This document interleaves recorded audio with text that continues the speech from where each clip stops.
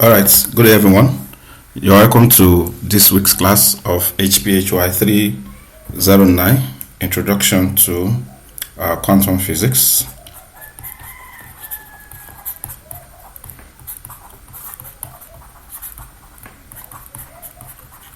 So today we'll be looking at the hydrogen atom. So previously we solved the Schrodinger equation for the one-dimensional infinite square well. So previously we solved minus h bar squared over 2m d square psi dx squared plus v of x psi of x, so equals e psi of x. So this is a one-dimensional time-independent Schrodinger equation. So we solve for this v equals the infinite square well potential. So we got the wave function and the energy eigenvalue. So this is one-dimensional time-independent Schrodinger equation. Now, today we move to a more realistic problem, which is the hydrogen atom. So that is, this potential V will be V of R equals minus E squared over 4 pi epsilon naught R. So this is the interaction potential. Let's label this equation 1. This is the interaction potential, because in the hydrogen atom, so in the hydrogen atom, there is one electron, then there is one proton. So we want to model the interaction between the electron and the proton using this equation 1, using this potential. Okay, we want to model the interaction between the electron and the proton using this. So this is a more realistic, more real life problem. So the interaction we use is close to the Coulomb interaction, because the electron has a negative charge, the proton has a positive charge. Okay, you know from Coulomb's law. So this will be Q1, Q2. So the first Q is the charge of the proton, which is positive. The second Q is the charge on the electron, which is negative. Electron has a negative charge, proton has a positive charge. So electron has minus E, while proton has plus E. So when you multiply the two in the Q1, Q2 formula of the potential, of the Coulomb potential, then you have minus E times plus E, so that you have minus E squared. Then this is the constant, 1 over 4 pi epsilon naught. Then R is the distance between the two particles. Now, this problem, we cannot just use this one-dimensional time-independent Schrodinger equation. We have to start from the three-dimensional Schrodinger wave equation. So the three-dimensional Schrodinger equation is 8 minus h bar squared over 2m grad square psi, depending on R, plus v, which also depends on R, psi, equals E psi. So this is the time independent three-dimensional Schrodinger equation. Time independent, that is, it does not depend on time, because the potential V in equation 1 does not depend on time. So we use the time independent version of the three-dimensional Schrodinger equation. So let me label this equation 2. Alright, so this is the time independent three-dimensional Schrodinger wave equation. Now, so what we do is to substitute this potential, the potential in equation 1, into equation 2. But we have to deal with this term. Okay, this term we can write it in Cartesian coordinates.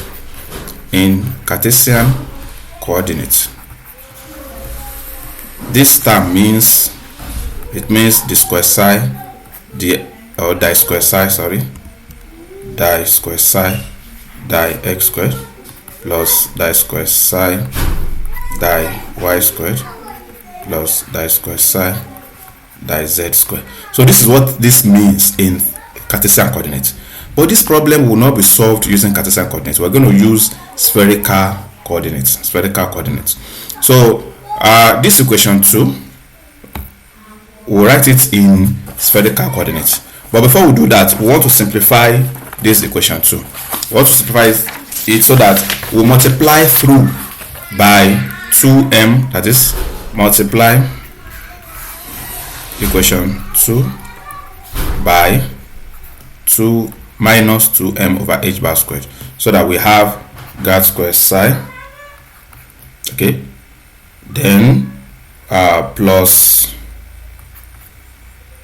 2m over h bar squared into brackets e minus v, then psi. What did I do here? Equals 0. So I took in equation 2 this e, I took it to the left hand side, so it will be minus e. But if you multiply it by minus, okay, maybe I should simplify the problem. Let me write that here. So if you multiply equation 2 by minus 2m over h bar squared, actually you have grad square psi, okay, plus, sorry, minus 2m over h bar squared v psi, then equals minus 2m over h bar squared e psi. Okay, so I now take this e, this term, to the left hand side, so that we have equals to 0. So if I take it to the left hand side, it will be plus, so that's why we have this plus 2me. Then this one will remain minus 2mv, so minus 2mv over h bar squared psi. Now let's call this equation 2b. So in polar coordinates, in spherical polar coordinates,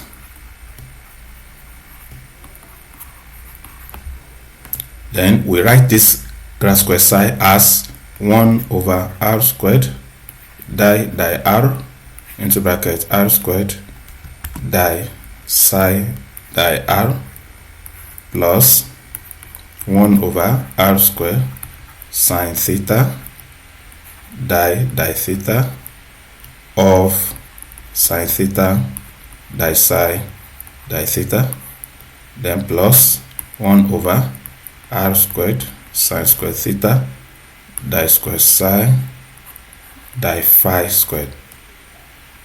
Okay, now why am I using di? There are two questions I will answer. Why am I using di here?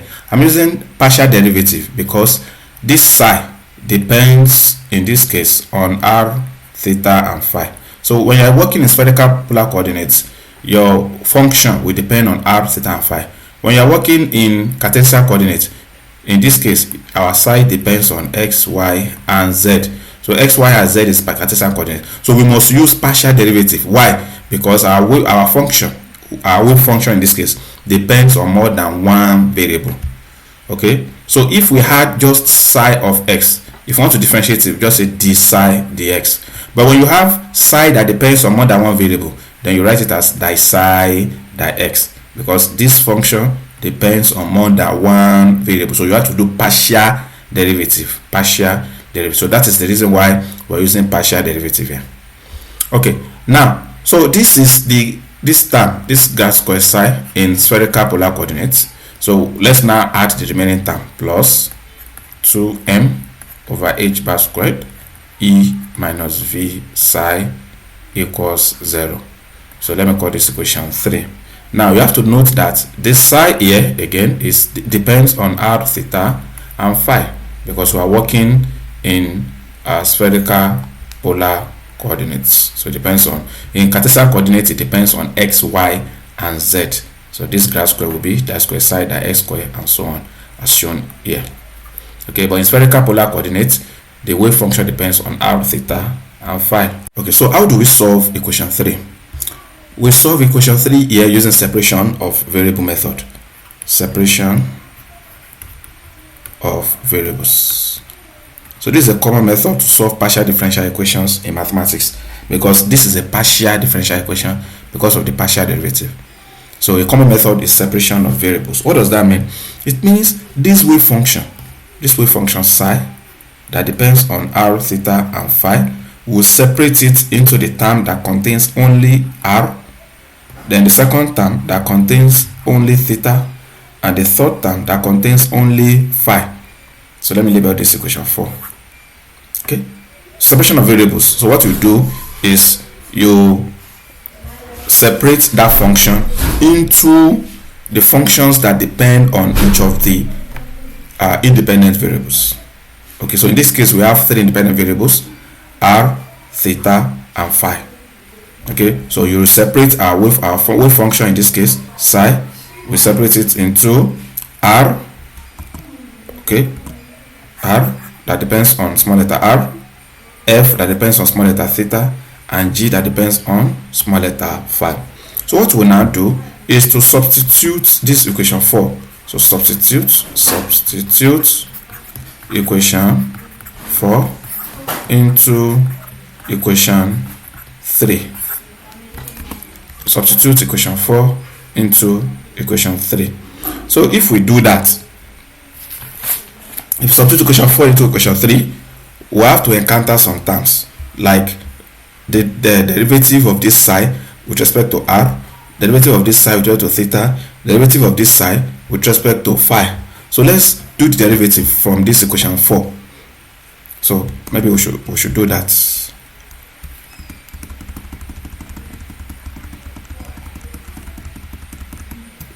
So from this equation 4, so di psi di r will be, so that is, we are differentiating this psi with respect to only the small r. So in that case, this f will be a constant, this g will also be a constant. So f will be a constant, g will be a constant, then it will now be di r di small r. Okay, then again, if you differentiate this psi with respect to theta, r, big R and small g will be constant, so that we'll have big R and small g will be constant. We'll now differentiate with respect to f, which depends on theta. Also, if you differentiate with respect to phi, so r and f will be the constant. So r and f will be the constant. Then we'll differentiate with respect to g. So let me call this equation 5. So what we'll now do is to substitute this equation 5. So substitute equations, let me just say 4 and 5 into equation 3.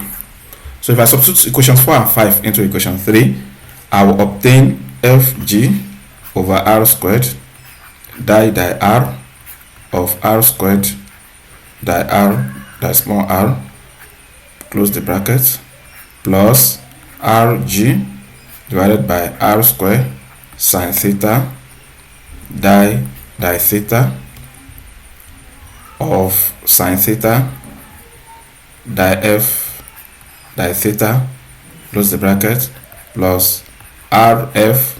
So you can try to work this out. Just substitute anywhere you see di psi di r, you put fg di r di r. Anywhere you see di psi di theta, you put this. Anywhere you see di psi di phi, you put this. Anywhere you see psi, you put the 3, which is in equation 4. Okay, all right, so let's continue. So rf sine square theta di square g, di square g di phi squared, then plus 2m over h bar squared, then e minus v r f g equals 0. So let me call this equation 6. Equation 6. Now we'll now do some simplification. Okay, we'll multiply both sides of equation 6 by r squared sine square theta over r f g and rearrange. So you multiply this one by r squared sine square theta over r f g, this term, this term, this term, and this. Okay, so that if you do that and you rearrange, then you obtain minus sine square theta over r di r. So let me write this theta properly. So di r of r squared di r, then minus 2 mu or 2m. I've been using m even though it is the reduced mass. So this m is the reduced mass of the proton and electron. So sine square theta e minus v minus sine theta over f di theta of sine theta di f di theta minus 1 over g di square g di phi squared. Okay, so this is what we have. So this should be equals to, yeah. So let's call this equation 7. This is what we have after multiplying both sides of equation 6 by this term. Okay, by this term. Then you simplify. So you have this equation 7. All right. Now, if we look at this equation 7, if you look at the left hand side of equation 7, that is from here up to this point. So this is the left hand side of equation 7, and this is the right hand side of equation 7. So if you look at the right hand side of equation 7, so on the right hand side, there is no small letter r, and there is no term that depends on small letter theta. The term depends only on phi. There's only phi. Okay. Then if you look on the left hand side, there is no phi. Okay, so here only phi, but here only r and theta.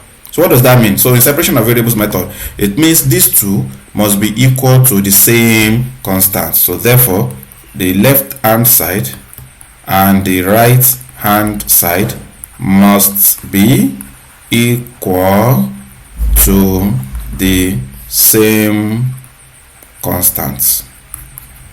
Now that constant we use, so the constant is ml squared, actually minus ml squared. What is this ml? This is the magnetic quantum number. So there are 3 quantum numbers we'll look at very soon. So 3 quantum numbers. One of them is principal quantum number, the second one is orbital angular momentum quantum number, and the third one is the magnetic quantum number. So the first constant here is the magnetic quantum number, or azimuthal quantum number. Now, so it means our left hand side, our right hand side must be equal to this minus ml square. So our right hand side is 1 over g di square g di phi square. So the right hand side is 1 over g di square g di phi squared equals minus ml squared. So it must be equal to, it's equal to this constant. Or we can rearrange this to give the square g the phi squared, okay, equals minus ml squared, m subscript l, then g. So this, let me call this equation 8. This equation 8 is the azimuthal equation. Now this is the first equation we obtain after solving the Schrödinger wave equation, the 3-dimensional Schrödinger equation for the hydrogen atom. There are 3 equations we obtain. We obtain one equation that depends on r. We obtain the second equation that depends on f, and the third equation that depends on what? On g. So these are the 3 equations that we obtain. One of them will depend on r, another one will depend on f, another one will depend on g. Actually, this f and g can be combined to be r that depends on r phi, theta phi. So we call this y the spherical harmonics. I'll talk about it later. The spherical harmonics. Okay, but for now we have obtained one of the equations, which is the azimuthal equation, the one that depends on phi. Okay, the one that depends on phi is the azimuthal equation. So this equation is very, very important. So you should let me highlight it. It's very, very important. Okay, so this is the first important equation that we obtain. Now, you know, we said the left hand side and the right hand side must be equal to the same constant. So we have equated the right hand side to that constant ml square. So of course we have to also equate the left hand side to a minus ml square. So if we do that, so we obtain 1 over r di r squared di-r plus 2m r squared over h bar squared e minus v, so equals ml squared over sine square theta, then minus 1 over f sine theta di theta sine theta di f di theta. Okay, so let me call this equation 9, right? Yes, equation 9. Now if you look at this equation again, so this is the left hand side and this is the right hand side. If you look at left hand side again, the left hand side contains or depends only on r, while the right hand side depends only on theta. So it means again we have separated. That's why we call this method of solution, we call the separation of variables. If you look at this separation of variables, sorry, separation of variables. So we separate the variables. So again we have separated the variables. So we have left hand side and right hand side.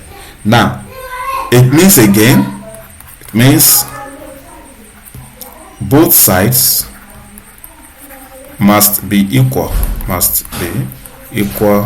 to the same constant. And what is that constant? In this case, the constant here is L into brackets L plus 1. That's the constant. So what we do is we equate the left hand side to L into bracket plus 1. We also equate the right hand side into L into bracket L plus 1. So if we do that, we obtain, if we equate the left hand side, if we equate it to L into bracket plus 1 and we simplify, we have 1 over r squared d dr. You can see I'm changing from di to d. The reason why we are not changing to d is because the function here, this r, now depends only on r. So this r depends only on small letter r. The big R depends only on small letter r. That's why we're using total derivative. The reason why we're using partial before was because the function that we're differentiating depends on more than one variable. So anytime the function depends only on one variable, you use what? The total derivative. So plus 2m over h bar squared. So please, this m is the reduced mass of the electron and proton. Okay, so 2m into over h bar squared into bracket e, that is the energy, minus v minus h bar squared over 2m, then L into bracket L plus 1 divided by r squared, then r equals 0. So let me call this equation 10. So this equation 10 is called the radial equation. Recall that we called equation 8 the azimuthal equation. That is the equation that depends on phi. This radial equation depends only on r. That is, this big R depends only on small r. In this case, the case of the azimuthal, the g depends on only phi. Okay, so the third one, okay, you know, when we separated into three terms, r, f, and g. We have wrote equation for g of phi. We have wrote equation for r of r. So next is to write the equation for f of theta, which is we use the right hand side of equation 9. So the right hand side of equation 9, we also equate it to L into brackets L plus 1 and simplify. So if we do that, we obtain 1 over sine theta d theta into bracket sine theta df d theta plus L into bracket L plus 1 minus ml squared over sine square theta f equals 0. So this is equation 11, and this equation is called the angular equation. So in this case, our f depends only on theta. So we now have the three equations that solves this the three-dimensional Schrodinger equation. in the presence of the that's for the hydrogen atom. So the presence of that Coulomb potential. Okay, so these three equations are very, very important. So I have circled the first one, which was the azimuthal equation. Let me also circle the radial equation as well. The radial equation.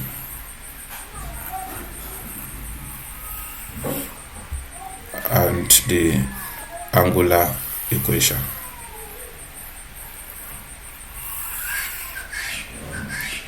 Okay, so these are very, very important equations in the solution of the hydrogen atom.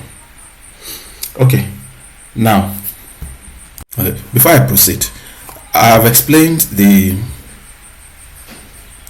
magnetic quantum number. Now this L, okay, this L is the orbital angular momentum quantum number. Now, actually, the wave function, it originally depends on r, theta, and phi, and we separated it into r of r, f of theta, and g of phi. So this is what we did. So if we include all the three quantum numbers, so the wave function depends on the quantum numbers are n, l, and ml. So this n is the principal quantum number. So then the L is the orbital angular momentum quantum number. So n is the principal quantum number. L is the orbital angular momentum quantum number, while NLM, so ML is the magnetic quantum number or azimuthal quantum number. Okay, now what are the values this n can take? This n can take values for this hydrogen atom, it can take integer values. So 1, 2, 3, 4, and so on. So it can take integer values. What about the L? What are the values it can take? So the L can take values from 0, 1, 2, 3, and so on, up to n minus 1. This L has a limit. The limit is the value of n minus 1. If n is 2, it means the maximum value of L will be 2 minus 1. That will be 1. Okay? Now I'll give an example later. Then ML. This ML is the magnetic quantum. So the values this ML can take are minus L plus 1, up to 0, up to L minus 1, up to L. Okay? So these are the values ML can take. Let me give an example. If n is 3, if n is 3, then L can be 0, L can be 1, L can be what? 2, and L cannot be 3 because L stops at n minus 1. So n minus 1 in this case is 3 minus 1, which is what? To 2. So L will stop at 2. So if n is 3, so L can take 0, 1, 2 only. What about ML? Now for ML, if L is 0, then ML can take only 0. If L is 1, so I think I should let me use a table. NL, then ML. So since n is 3, so L can take 0, it can take 1, and it can take what? 2. It cannot take 3. What about ML? If L is 0, ML can just be 0. Why? Because ML is from minus L up to plus L. If L is 1, then ML will be from minus L, which is from minus 1 up to 1. So what do you have between minus 1 and 1? 0. So it means ML can take minus 1, 0, and 1. What if L is 2? If L is 2, then ML can take from minus 2 up to 2. That is minus 2, minus 1, 0, 1, and 2. Okay? Now, another example. So let me just write this as an example. So the question is, what are the possible quantum numbers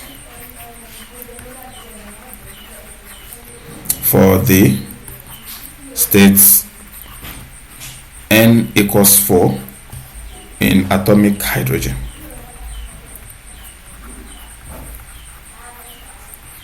Okay, so what to do is very, very simple. So what to do is this. Let's draw the table. I think it's easier to explain using the table. So NL, then ML. So since N is 4 in this case, then L can take 0, 1, 2, up to what?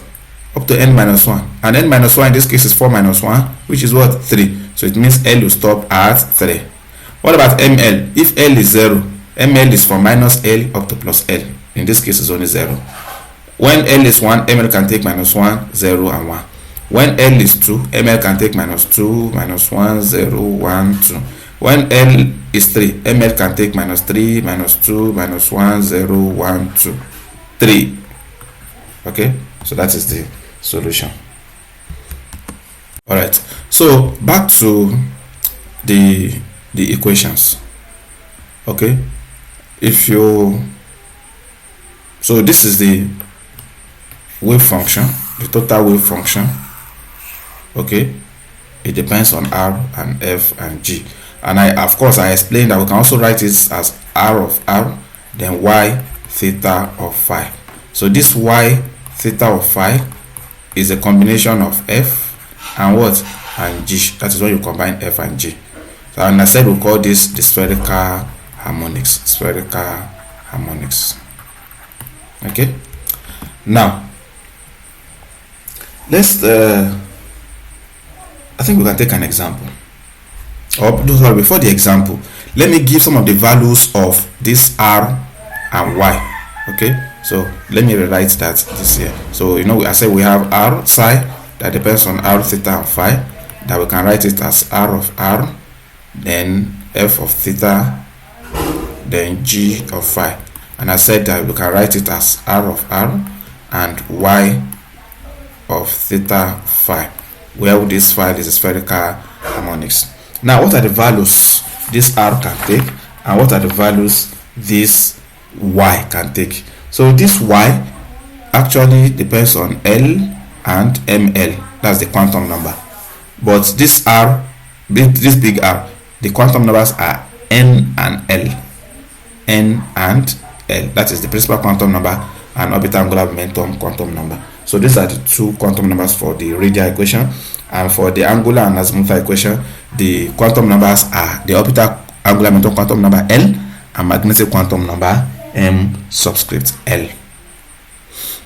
Okay, so for example, when N is 1 and L is 0, the R and L, the value is 2.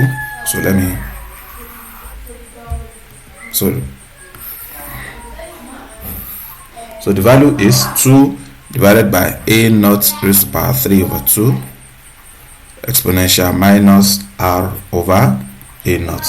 So these are the value. This is the value of R and L when N is 1 and L is. What does this really mean? It means this equation for the radial equation. The radial equation is equation 10. If you put N to be 1 and you put L to be 0, that's what you obtain. The solution is that R will be equal to this value. Then if you have N equals 2 and N equals 0, then you have the solution is 2 minus R over A naught. So in exam you'll be given this solution. You'll be given the solution because this is a 300 level physics class. So you'll be given the solution over 2A naught divided by 2A naught raised to power 3 over 2. So this is the value. Then now what about, so let me,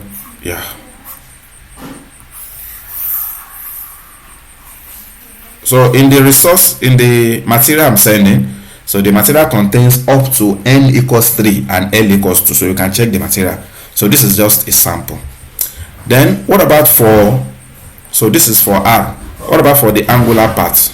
So for the angular part, you have L because it depends on L ML, then YLM of theta phi. So in that case, so when L is 0 and ML is 0, the value is 1 over 2 root pi. Then when L is 1 and ML is 0, okay, the value is 1 over 2 square root of 3 over pi cos theta. The cos theta is outside the square root. And when L is 1, ML can take 0, it can take minus 1, and it can take plus 1, as I explained earlier.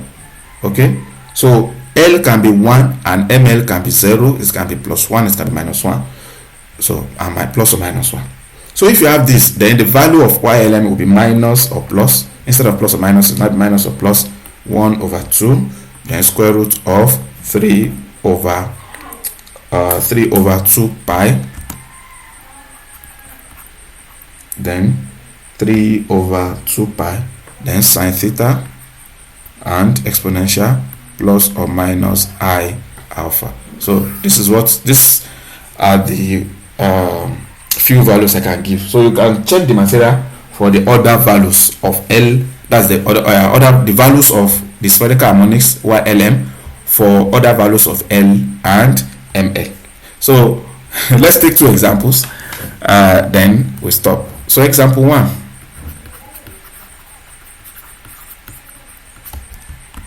Alright, so the first example says show that the spherical harmonics y11 equals minus 1 over 2. Why? We know I said the spherical harmonics depends on Lm. That's the quantum numbers are Lm. So in this case, the values, which are the values here?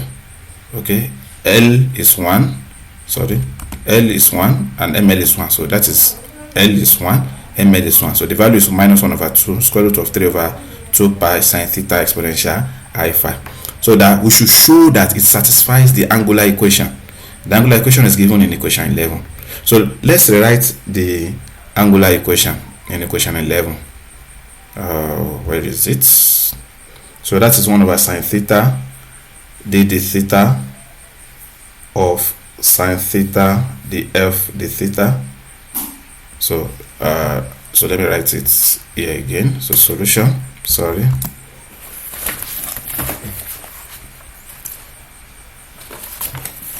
So the angular equation is 1 over sine theta d theta of sine theta df d theta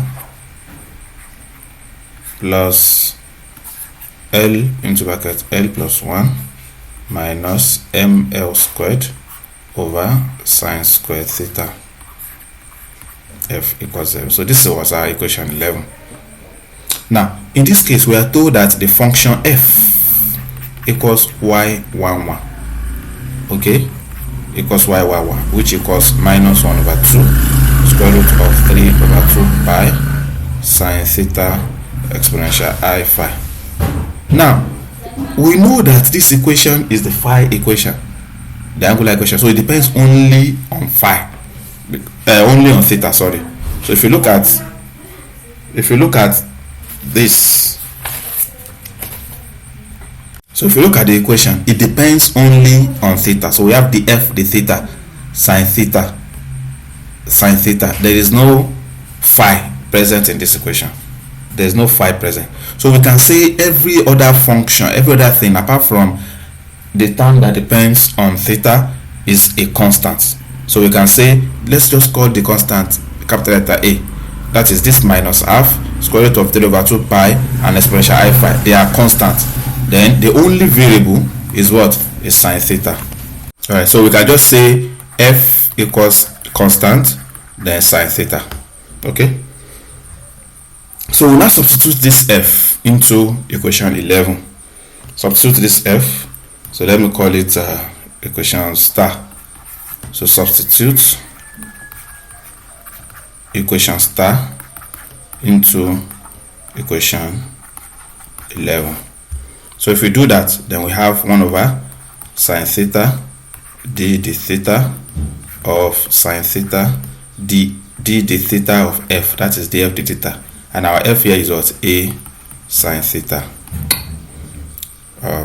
Yeah, close the bracket, then plus L. Now in our case we are told that y is 1 1, that is y 1 1. Y 1 1 means y L ml. It means L is 1 and ml is what? Is 1. L is 1, ml is 1. So if L is 1, then this will be 1 into bracket 1 plus 1, then minus ml is 1. So if ml is 1, then it will be 1 squared over sine square theta, then f, again f is a sine theta equals 0.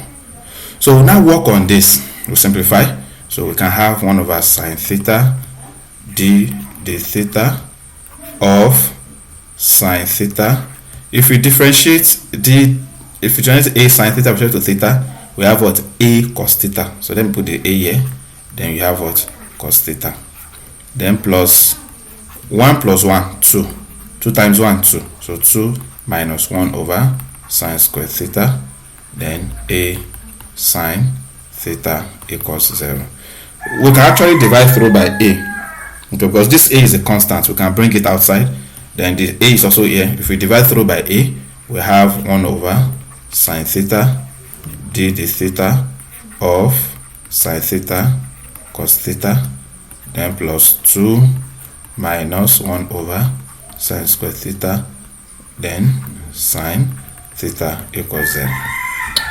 Recall that the question says that we should show that this spherical harmonics is a solution of this equation. Now, what does that mean? It will be a solution if this left hand side equals 0. This left hand side, if it equals 0, then it means, because we have 0 equals 0, so it means it is a solution. Now, how do we differentiate this? We use product rule. So we have 1 over sine theta, then we differentiate this. So we first differentiate sine theta, hold cos theta constant. If we differentiate sine theta and hold cos theta constant, so we have cos square theta, then plus, now we now differentiate cos theta, then hold sine theta constant. So if we differentiate cos theta, we have minus sine theta multiplied by sine theta, that will be minus sine square theta. So it will be minus instead of plus sine square theta. Okay, then plus 2 minus 1 over sine square theta, sine theta equals 0. Let me move to the next page. Okay, now what is this? We can divide, or before we divide, we can simplify this cos square theta minus sine square theta. Okay, you know that, let me use another pen. You know that, sorry, let me use there. Sine square theta plus cos square theta is 1. Abi? Yes. Now we can now write this as, so instead of writing cos square theta, we can say cos square theta is what? 1 minus sine square theta. So cos square theta is what? 1 minus sine square theta. So if cos square theta is 1 minus sine square theta, then this will be, let me change it to red. So instead of writing cos square theta here, we write what?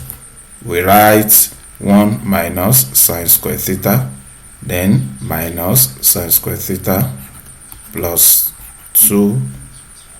Okay, you can expand this bracket. So that will be 2 sine theta, then minus, so 2 sine theta, that is 2 times sine theta, then minus sine theta divided by sine square theta. That will be 1 over sine theta equals what? 0. I have deleted this theta. Okay, now we now have 1 over sine theta into brackets 1 minus 2 sine square theta, then plus 2 sine theta minus 1 over sine theta equals 0. So if you now expand this bracket as well, we have 1 over sine theta minus 2 sine square theta divided by sine theta. We have only 1 sine theta, then plus 2 sine theta minus 1 over sine theta equals 0. Or we can write this as 1 over sine theta minus, bring this closer, minus 1 over sine theta minus 2 sine theta plus 2 sine theta equals 0. So 1 over sin theta minus 1 over sin theta, 0. Minus 2 sin theta plus 2 sin theta, 0. So it means we have 0 equals what? 0. So therefore, the solution, the y11 is a solution of the angular equation. So that's the solution to the first example. Okay, now to the second example. So let me say example 2.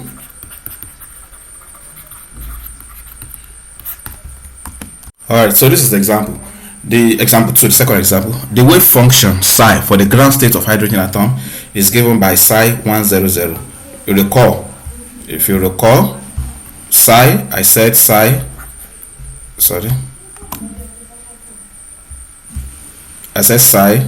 is n, l, ml. So n is the principal quantum number, in this case it is 1. L is the orbital gravitational quantum number, in this case is 0. And ml is the magnetic quantum number, in this case it is what? 0. So that it is given by a constant, then exponential minus r over a naught. So the question is, find the constant a that will normalize this wave function over all space. So we have to find this normalization constant. Now, solution. To solve this, how do we normalize a wave function? To normalize the wave function, what we do is we say integral psi star, in this case of r theta phi, then psi r theta phi the tau. Okay, what does this mean? Since this is a spherically symmetric function, so this function depends only on r, we can write this as integral 4 pi r squared psi star psi the r. Okay, so usually for the hydrogen atom you'll be given this type of problem. So a wave function that is spherically symmetric, I mean at the elementary level. Okay, at the elementary level, so that you have, because it does not, we use this, we say it's spherically symmetric because this function depends only on r, okay. So we can just use the remaining part, the remaining two, because this is a three-dimensional integral actually. So this integral actually means you integrate with respect to r, with respect to theta, and with respect to what? Phi. But since in this case there is no dependence on theta and phi, so we can say it's spherically symmetric. So we just say 4 pi r squared psi star psi. Now I've explained what is psi star in our previous classes. So it's the complex conjugate of psi. In this case, our psi 100 r theta phi is a exponential minus r a naught.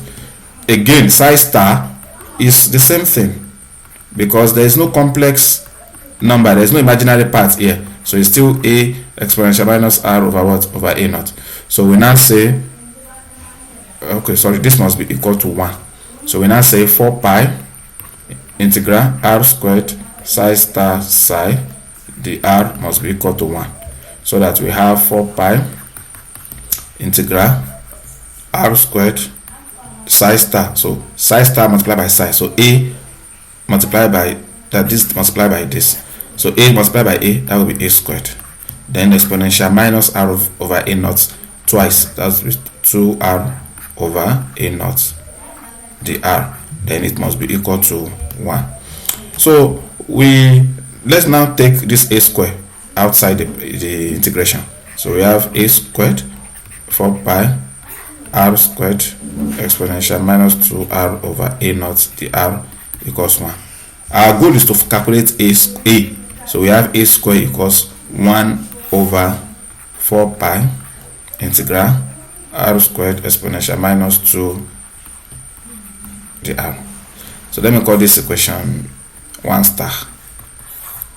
Now I should have given you a hint. The hint is that there is a standard integral. So hint, the standard integral is that anytime you are integrating x raised to the power n exponential minus x over alpha the x, the answer is what? N factorial, then alpha raised to the power n plus 1. So this is a standard integral, so let me call it 2 star. So now let's take this integration alone. Okay, only this integration. Okay, So integral r squared exponential minus 2r over a naught dr. Okay, and compare with integral x raised to power n exponential minus x over what alpha dx. If you compare, you discover that n is 2. Abi, x is r. What about this alpha? This alpha, this x is r. This n is 2. This x is r. What about this alpha? This alpha is a naught over 2. If you compare, alpha is a naught over 2. So it means, therefore, this is our integral r squared 2r over a naught dr.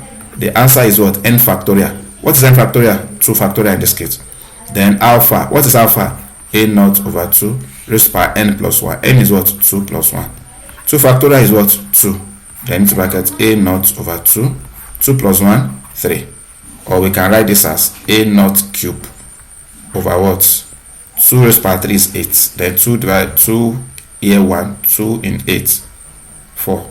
So we have a naught cube over 4. So if you have a naught cube over 4, that is, let me call this 3 star. So it means from our equation 1 star, our equation 1 star is that a squared equals 1 over 4 pi integral r squared exponential minus 2r over a naught dr. So it's now 1 over 4 pi. Now we have done this integral, but we got a naught cube over what? Over 4. A naught cube over 4. So this 4 can cancel this 4, so that this will just be 1 over pi a naught cube. Or, so since a squared is 1 over pi a naught cubed, it means a will be square root of 1 over pi a naught cube. Or what's square root of 1? 1 over square root of pi is square root of pi, then a naught 3 over 2.